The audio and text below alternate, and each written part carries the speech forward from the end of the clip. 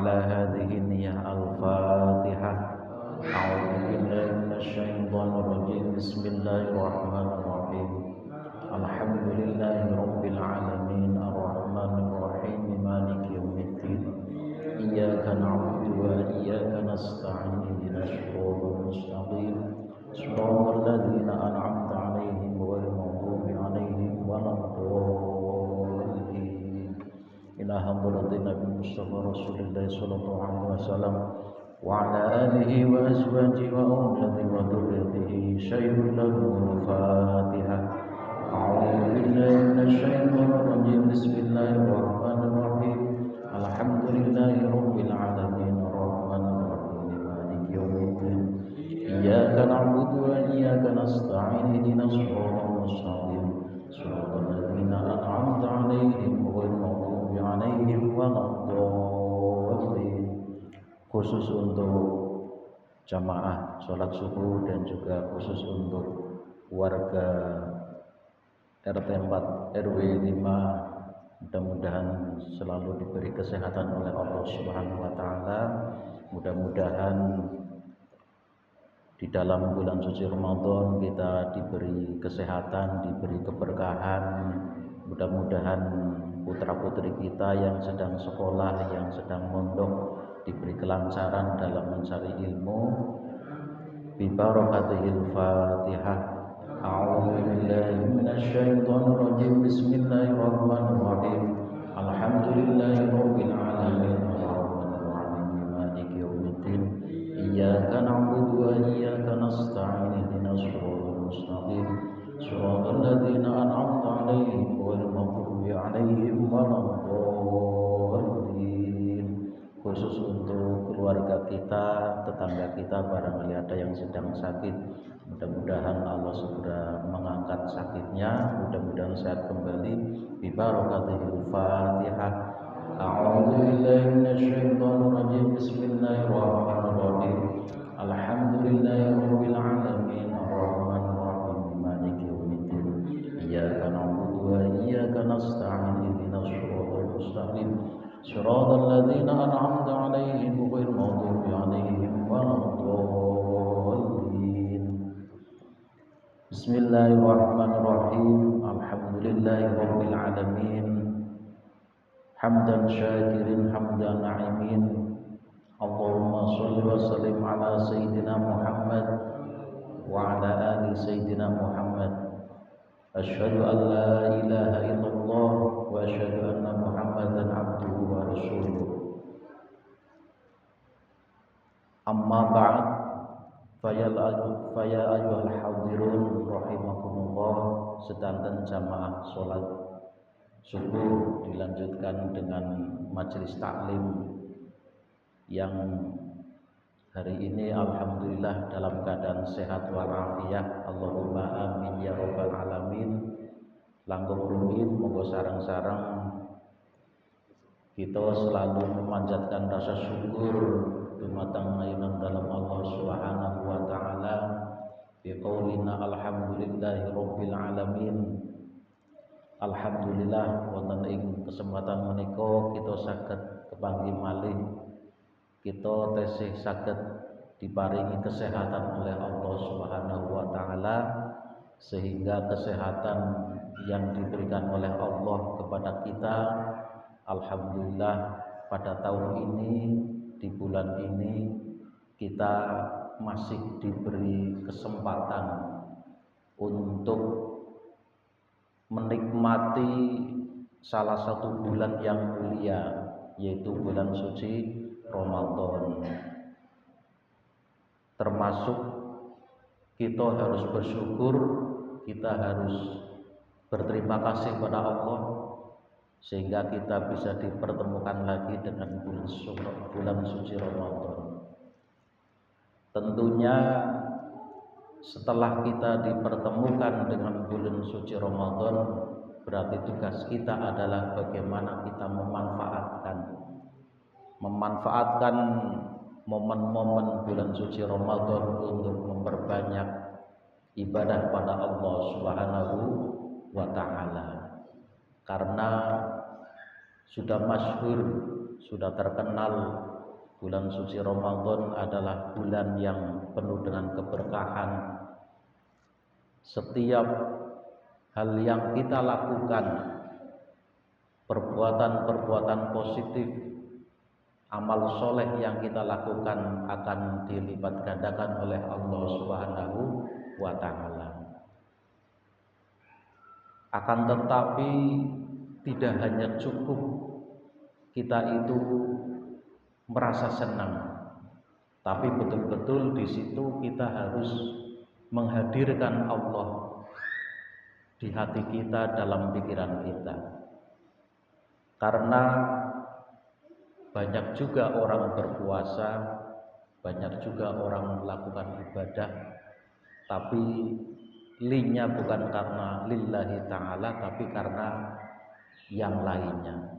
Tapi insya Allah kita dengan dibarengi niat, karena rutinitas yang kita lakukan setiap hari selalu ngaji untuk meningkatkan kemantapan hati kita, mudah-mudahan yang kita lakukan betul-betul karena Allah Subhanahu wa Ta'ala, dan mudah-mudahan Allah selalu meridhoi kita. Allahumma amin ya rabbal alamin.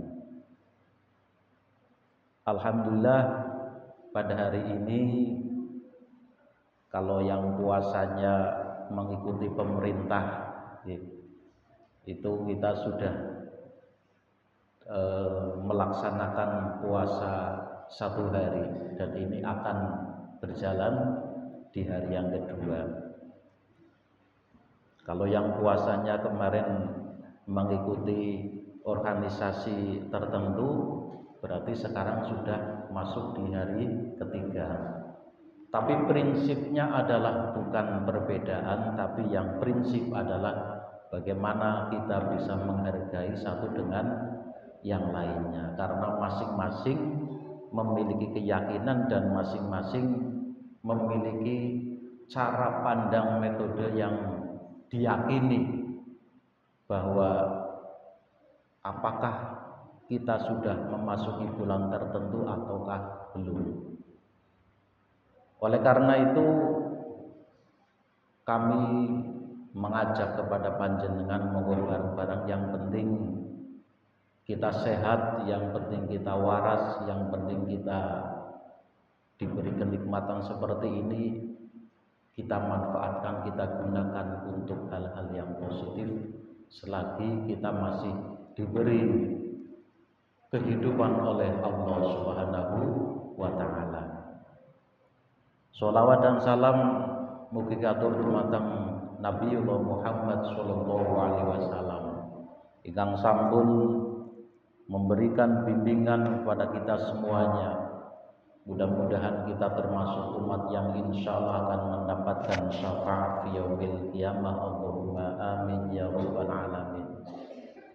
Hadirin jamaah Jumat rahimakumullah, khususipun dumateng segenap takmir mushola Baitus Salam, ugi segenap para jamaah sholat subuh dan juga sholat tarawih dan juga sholat wajib, sholat rawatib dan lain-lain rahimakumullah. Allahumma amin ya rabbal alamin. Ada fenomena di mana puasa itu orang itu hanya sebatas menjalankan rutinitas. Ada fenomena di mana sholat tarawih itu hanya sebatas menggugurkan kewajiban. Ada fenomena di mana melakukan tadarus itu hanya sebatas karena ingin dihargai oleh tetangga. Nah, fenomena-fenomena semacam itu monggo sareng-sareng kita hindari. Maka kita harus bisa bagaimana cara menghadirkan ibadah yang kita lakukan dengan nikmat. Karena kalau ibadah itu dilakukan dengan kesadaran, dilakukan dengan karena panggilan betul-betul karena Allah, itu akan terasa nikmat. Melahirkan ibadah untuk menjadi sesuatu yang nikmat itu dibutuhkan kebiasaan, dibutuhkan pembiasaan, dibutuhkan dorongan dari hati kita agar nafsu yang ada pada diri kita itu bisa dikalahkan. Nafsu yang negatif dikalahkan dengan nafsu yang positif. Karena pada diri kita itu ada yang namanya nafsu, ada yang namanya nafsu, ada yang namanya jiwa. Jiwa itulah yang kemudian harus kita kalahkan, mengalahkan jiwa yang negatif untuk menjadi jiwa yang positif. Maka di momen bulan suci Ramadan ini termasuk kita sedang berlatih untuk mengendalikan hawa nafsu. Nafsu napa mawon? Nafsu kepengin makan kita kendalikan. Nafsu kepengin ngunjuh kita kendalikan. Nafsu kepengin adu-adu karo tanggane kita kendalikan. Nafsu kepengin ngerasani tanggane kita kendalikan. Semua nafsu yang jelek-jelek kita kendalikan. Jangan sampai kita itu malah justru asik dengan hal-hal yang negatif. Itu akan menjadi sangat rugi ketika di bulan suci Ramadan malah justru kita itu melahirkan nafsu-nafsu yang negatif. Mula kita harus betul-betul taqarrub ila Allah. Kita harus betul-betul mengharapkan kehadirat Allah untuk mendapatkan ridho dan fadilah di bulan suci Ramadan. Hadirin wal hadirat rahimakumullah. Ramadan sampun masyhur. Kewajiban orang berpuasa, kewajiban melaksanakan puasa Ramadan niku sampun tercantum dalam ayat-ayat Al-Qur'an. Oleh karena itu, dengan mengharapkan ridho dari Allah Subhanahu wa taala, mudah-mudahan kita selalu diberi kesehatan oleh Allah sehingga bisa melaksanakan puasa, melaksanakan ibadah, melaksanakan sholat tarawih senajana dilakoni kesel. Kadang-kadang mungkin sikile sing kesel, dengkule sing kesel, arep menyat be kangelen, karena umur itu sangat berpengaruh. Kadang-kadang jegong sila wis ora kuat suwe, karepe slonjor, karepe sendean dan lain-lain. Tapi ini adalah sebuah proses kehidupan. Oleh karena itu, yang penting selagi kita masih diberi nyawa oleh Allah, kita nikmati dan boten sedanten tiyang niku saged menikmati. Karena kalau kita dipanggil oleh Allah kemudian kita melaksanakan apa yang menjadi perintah Allah, itu berarti kita masih diberi hidayah oleh Allah Subhanahu wa taala. Boten sedanten tiyang disukani hidayah. Ana wong sing diwehi ngerti bahwa ini adalah baik tapi tetap orang nglakoni kebaikan. Berarti tiyang niki dereng diparingi hidayah oleh Allah Subhanahu wa taala. Hidayah pun, petunjuk pun tidak datang secara tiba-tiba, tapi butuh proses. Entah itu melalui sering menghadiri ngaji, sering menghadiri majelis taklim, sering belajar, nek cara bocah sekolah ya sering mangkat sekolah, itu termasuk dalam rangka mencari hidayah. Sebab sekarang juga sudah menjadi fenomena yang umum, yang lazim. Bocah-bocah sekolah kadang orang mangkat alasannya sakit, alasannya meriang. Niki nek panjenengan yang ada di lembaga pendidikan, pelaksana pendidikan langkung ngertos. Bocah siki juga kadang-kadang orang sekolah niku orang domai nang wong tuane. Malah kadang-kadang dibela nang wong tuane. Meriang aja dipaksa mangkat misalnya. Beda dengan zaman dulu.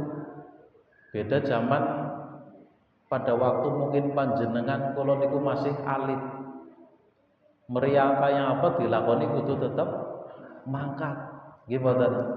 Nek siki bocahe carane napa nggih? Carane mandan aleman napa manja napa meher napa kayak lem lehor. Jadi dela-dela meriang. Tapi nek game-gamean ya ora meriang. Ubrek nyekel HP. Menjadi sebuah alat yang kadang-kadang nopo istilahnya tidak kita sadari niku akan merusak generasi muda, generasi penerus. Sekeluarga anak bapake, anak ibune, misalkan putere loro nyekel HP siji-siji jejeran. Ora dopokan, ora rembugan, ora komunikasi, tapi komunikasi karo HP-ne dewek-dewek. Nggih mboten? Insya Allah sedanten seni kados niku. Bapake nyekel HP, ibune ya nyekel HP, putrane nyekel HP, putune nyekel HP. Wis jejeran pokoknya komunikasi karo HP-ne dewek-dewek. Oleh karena itu jangan sampai alat komunikasi ini menjadi perantara untuk tidak baik dalam komunikasi di keluarga. Boleh silakan panjenengan kita niku menggunakan alat komunikasi, yang penting saged dikendalikan. Intinya kan kados niku.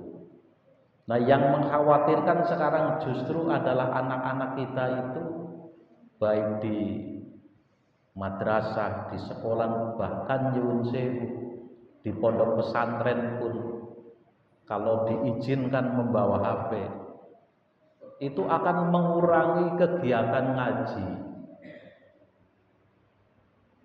ataupun ngaji tetap sangune HP. Sing dideleng udu kitabe, sing dideleng udu ilmune, tapi sing dideleng HP-ne. Karena HP yang kita miliki semua itu ada. Panjenengan butuh informasi napa mawon niku wonten.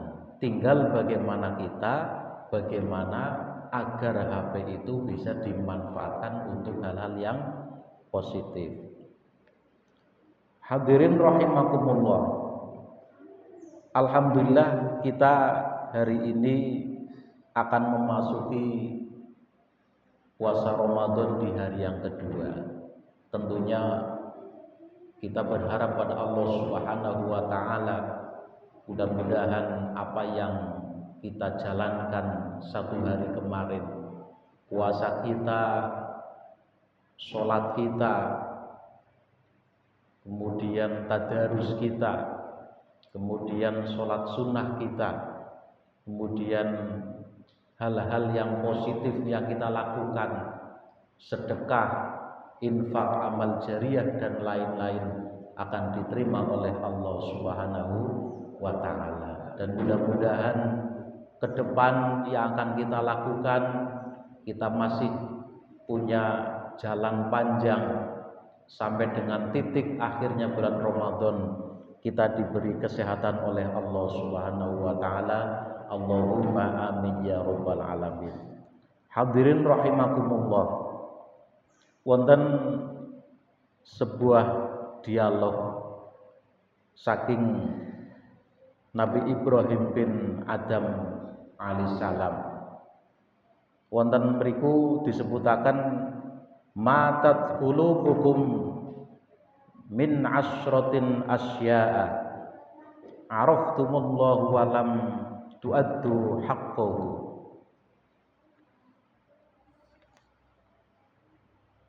Hati orang, atine manungsa niku akan mati. Akan mati niku berarti hatinya itu tidak bisa menerima kebenaran. Hati orang itu akan bisa mati dalam arti tidak bisa menerima kebenaran, tidak bisa menerima kebaikan.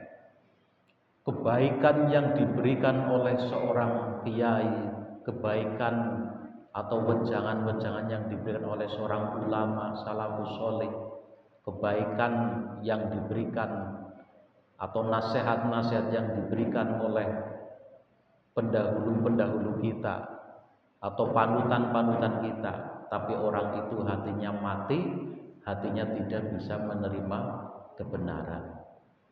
Ketika hati sudah tidak bisa menerima kebenaran, maka termasuk tiang niku kategori tidak pikantuk hidayah saking Allah Subhanahu wa taala. Termasuk niku kategori tawasul qulub. Tawasul qulub niku hatinya keras. Hati yang kita miliki dalam arti hati yang bukan gumpalan darah. Tapi hati di sini maksudnya adalah jiwa. Jiwa kita menjadi keras, jiwa kita jauh dari petunjuk Allah Subhanahu wa taala. Nah, itu disebabkan karena apa? Yang pertama, araftumullahu wa lam tu'addu haqqahu. Kalau orang yang hatinya atau jiwanya itu mati atau keras, itu yang pertama, orang tersebut sebenarnya secara hakikatnya mengenal Allah, tetapi tidak menunaikan apa yang diperintahkan oleh Allah Subhanahu wa taala.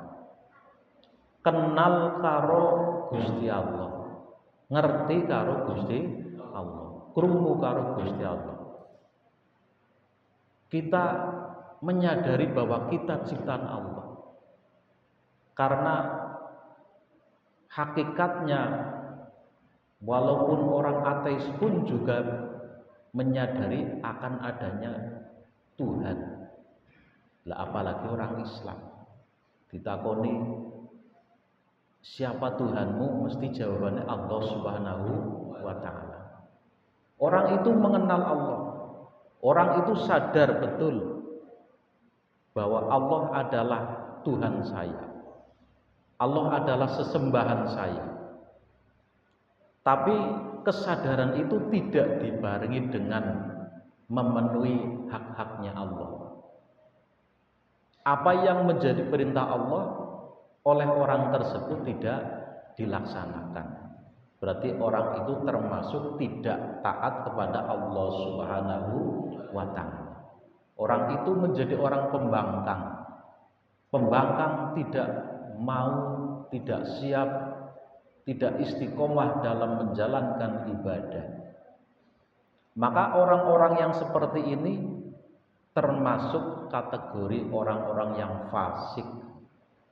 Jadi wong beriman, wong Islam, tapi karena nopo ada pembangkangan, ada hak-hak Allah yang tidak dilakukan, yang mestinya itu adalah menjadi kewajiban kita, kebutuhan kita, tapi tidak dilakukan, maka orang itu termasuk kategori orang yang fasik, orang yang rusak. Diarani iman ya anu ora patia gendah, diarani wong kafir ya anu udu wong kafir. Jadi di antara iman dan kafir atau kufur, maka orang ini termasuk orang yang fasik. Justru orang yang fasik itu juga malah lebih membahayakan daripada orang yang kufur, orang yang kafir. Nek kafir sih gendah-gendah. Kafir niku pun gendah. Artinya gendah teng mriku wis pancen memang orang itu bukan apa? Bukan umat Islam misalkan. Tapi orang fasik niki orang yang justru kadang-kadang termasuk nyuwun sewune musuh di dalam selimut. Dan ini membahayakan ketika ada orang yang diberi hati oleh Allah, kemudian orang itu tidak memenuhi hak-haknya Allah, maka orang itu termasuk orang yang fasik. Apa hak-haknya Allah? Kita sebagai umat, kita sebagai ciptaan Allah, maka kita harus memenuhi hak-haknya Allah. Wujud hak-haknya Allah itu adalah kita mengabdi kepada Allah Subhanahu wa ta'ala dalam bentuk ibadah. Mula kalau hari Jumat niki bapak-bapak sing jokan Jumatan, niki ibu-ibu kan boten Jumatan, selalu khotib itu mengingatkan ketakwaan untuk selalu meningkatkan ketakwaan, melaksanakan semua perintah-perintah Allah dan menjauhi semua larangan-larangan Allah Subhanahu wa ta'ala. Semampu kita untuk menjalankan hak-haknya Allah. Kita diperintahkan untuk sholat, kita sholat. Kita diperintahkan untuk puasa, kita berpuasa. Kita diperintahkan untuk zakat, kita zakat. Sampai dengan kita diperintahkan untuk melaksanakan haji, kita pun harus melaksanakan haji. Tapi semua itu adalah sesuai dengan kadar kemampuan kita masing-masing. Sholat nek pancen ora kuat ngadeg ya bisa karo lungguh. Mulane seniki teng masjid-masjid pun wonten fasilitas napa niku kursi untuk jamaah sholat sing kira-kira memang tidak punya kekuatan untuk berdiri. Dan ini orang yang selalu punya i'tikad kuat, walaupun wis ora kuat ngadeg tetap dilakoni, ora ketang karo lenggah. Nek ora kuat lenggah ya nggih kali selonjoran boten napa-napa. Yang penting kehadiran kita kepada Allah niku betul-betul karena limardotillah, untuk mengharapkan ridho dari Allah Subhanahu wa ta'ala. Wathani innakum fataraktum kitaballah walam ta'malu bi. Orang yang hatinya mati, orang yang hatinya keras itu, yang kedua ciri-cirinya adalah engkau membaca kitab Allah tetapi tidak mau mempraktikkan isinya. Mula wonten qiraah, wonten membaca. Kemudian wonten istilah lain apa? Tilawah. Kalau qiraah niku membaca, kalau tilawah niku tidak hanya cukup membaca, tapi juga memahami maknanya, memahami artinya. Jadi kalau kita hanya membaca berarti baru qiraah. Tapi diangen-angen maknane, diangen-angen artine, kemudian kita laksanakan, berarti sudah masuk ke dalam kategori tilawah. Kita tingkatkan, walaupun memang dalam sebuah hadis niku disebutaken, di ayat juga disebutaken bahwa membaca pun kalau itu yang dibaca Al-Qur'an itu tetap dinilai ibadah oleh Allah Subhanahu wa ta'ala. Bahkan orang yang mendengarkan, orang bisa maca tapi ngrikok, itu pun juga dicatat ibadah. Apalagi membaca kemudian memahami maknanya, kemudian dilakoni, dijalankan dalam kehidupan sehari-hari. Karena itu adalah bahasanya bahasa Arab, bahasa Al-Quran. Kemudian artinya adalah arti yang penuh dengan tafsir, arti yang penuh dengan takwil. Maka kita tidak cukup membaca, mengartikan, memahami dengan apa yang ada dalam pikiran kita. Tapi perlunya kita lagi-lagi perlunya kita adalah ngaji. Jadi men boten salah paham dalam mengartikan Al-Quran. Karena kalau hanya membaca kemudian membaca artinya, kita tidak tahu maksudnya apa, kita tidak tahu asbabun nuzulnya apa, nanti kemudian kita salah melangkah, kita salah menafsiri, kemudian kita malah terjebak dengan pemahaman pemikiran kita. Maka perlunya ngaji. Panjenengan ngaos alhamdulillah teng musala niki setiap hari Ahad pagi ngaji niku juga dalam rangka untuk bisa memahami betul beragama itu seperti apa, memahami betul hadis itu seperti apa, memahami betul ayat-ayat Al-Quran itu seperti apa. Tidak cukup dibaca oleh kita, tidak cukup diartikan oleh kita. Angger mung cukup dibaca, angger mung cukup diartikan, lagi-lagi seperti tadi yang saya sampaikan. Golek nopo mawon sing jenenge teng HP niku wonten. Golek kitab apa bae sing jenenge nang HP itu ada. Kita tinggal baca. Tapi orang mencari ilmu itu tidak cukup membaca. Wong golek ilmu niku tidak cukup membaca. Salah satu keberkahan ilmu itu adalah bertemunya antara guru dan murid, bertemunya antara santri dan kiainya, adep-adepan, langsung disampaikan apa yang menjadi ilmunya, langsung diterima oleh murid tersebut, langsung diterima oleh santri tersebut. Ini ada nilai keberkahan. Karena kalau kita bicara ilmu itu tidak cukup kita itu kemudian bisa mampu niku mboten. Tapi kalau kita bicara ilmu, bagaimana kita mendapatkan keberkahan dan kemanfaatan ilmu. Mula akeh wong pinter, akeh wong cepet paham, tapi kadang-kadang tidak mendapatkan keberkahan, tidak mendapatkan kemanfaatan. Salah satunya bisa jadi karena dia tidak mendapatkan keberkahan, tidak mendapatkan kemanfaatan karena mungkin ngajine karena ngaji nang YouTube. Karena sih kan boleh apa-apa nang YouTube itu pirang-pirang.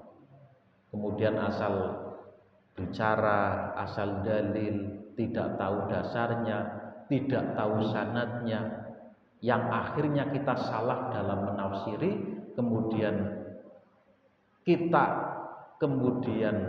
salah dalam menyampaikan.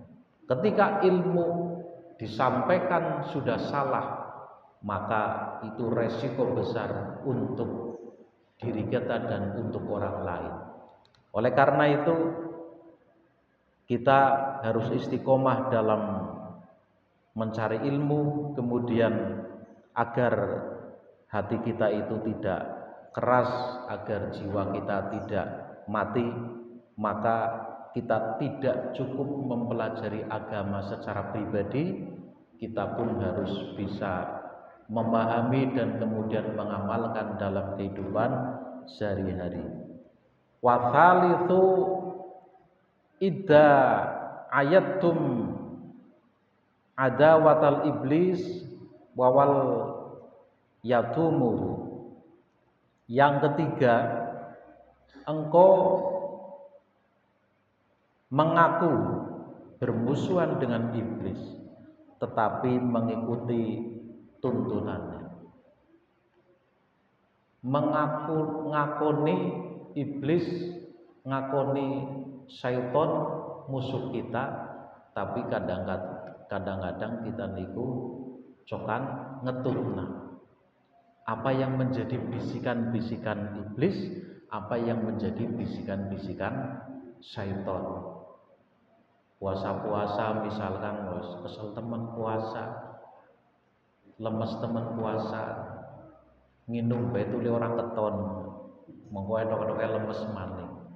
Maka ibadah puasa niku sampun masyhur disebutaken ibadah puasa niku termasuk ibadah yang hanya diketahui oleh Allah Subhanahu wa taala dan orang yang menjalankan ibadah puasa. Tanggane orang ngerti. Pasangan kita di rumah tidak tahu. Anak kita di rumah tidak tahu apakah kita puasa atau tidak. Panjenengan kondur saking musala terus kemudian mangke ngopi ya kurang ngerti. Nggih mboten? Jik-jik ketone tayan nang musala terus mlebu omah gawe kopi. Saya tidak tahu. Tetangga tidak tahu, istri, suami, anak pun tidak tahu. Maka banyak orang yang memang nopo niku sudah ngecap bahwa setan iblis niku musuh kita, tapi kadang-kadang kita masih mengikuti nopo masih mengikuti rayuan-rayuannya. Dan ini pengendalian di bulan suci Ramadan mudah-mudahan akan menghidupkan hati kita. Jangan sampai hati kita itu mati hanya karena gara-gara mengikuti bujuk rayu dari setan dan iblis, naudzubillah min dzalik. Oleh karena itu kembali lagi kepada niat kita. Niat kita menjalankan ibadah apapun, niat kita melaksanakan perintah-perintah Allah apapun, kita niatkan dengan lillahi ta'ala. Mudah-mudahan kita diberi kekuatan, diberi kesabaran oleh Allah untuk melaksanakan ibadah-ibadah yang diperintahkan oleh Allah Subhanahu wa taala. Allahumma amin ya rabbal alamin. Al-Fatihah. A'udzubillahi minasyaitonir rajim. Bismillahirrahmanirrahim. Alhamdulillahirabbil alamin arrahmanir rahim maliki yaumiddin.